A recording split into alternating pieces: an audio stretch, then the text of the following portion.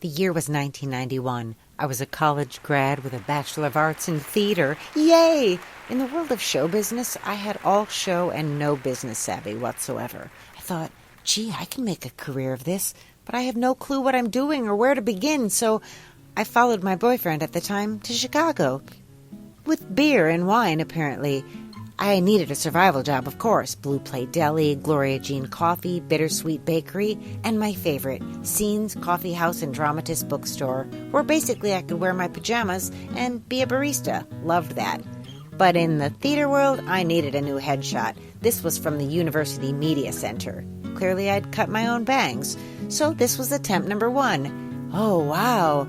Except for I'm not a sexy vixen. And the one on the right, my commercial headshot, ooh, just not me. The hair, the collared shirt, the pearl earrings, yikes. Anyways, back to theater. Not joust theater. A reviewer called it not quite theater. I learned that tales from the Middle Ages aren't really my cup of tea. However, a Cole Porter review, yeah. Except for my solo and my duet, I wasn't really quite sure if they were laughing at me or with me.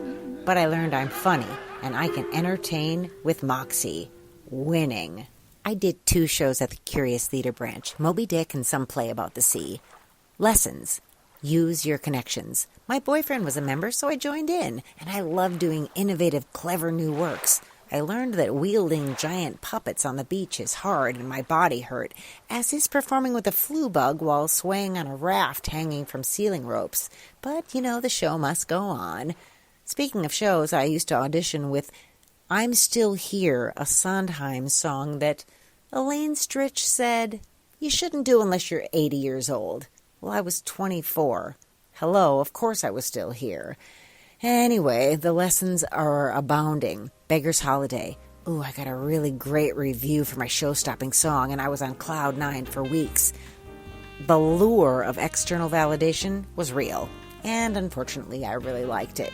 Then there was some other show where I was an understudy and I wore a negligee. I embraced 2 fears here, understudying and going on with little to no notice, and in spite of my fragile body image, I wore a negligee on stage. Winning!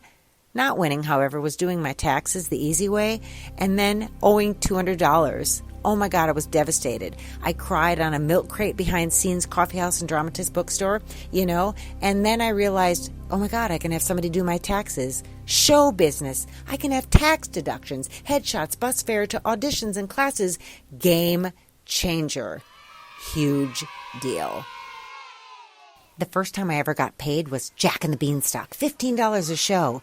But the room smelled like bologna and oranges and peanut butter. Kids were squirmy and talked a lot. Oh, is children's theater for me, I thought? Probably not. Maybe high schoolers. But wow, those gym acoustics were rough. I love my song, but I oversang and incorrectly used my belt voice, and my voice was a wreck after every single show. I was getting the hang of the headshots, though. Look at that one on the left. Calm, comfy, cozy. That was me. And I paid $150 for an image consultation for the commercial shot on the right. Much better. Even wore those pearl earrings again. Now, my first real professional show was a production of Ruthless, where I was an understudy for Eve, second Louise understudy, and basically worked backstage right for the majority of the 7-month run. My biggest lesson, though, was theater bureaucracy. Talent isn't everything. One of the creators of the show said he really wanted me for the role of Eve, but the producer needed to go with somebody that they knew and trusted. But I learned a lot during that show. I also learned work your side hustle, and I made little dollies for a lot of the cast. Now, I was 26 years old, and I still couldn't dance my way out of a paper bag. I didn't know how to navigate my big belt voice with my maturing soprano register, so guess what? I moved out of Chicago and moved to New York.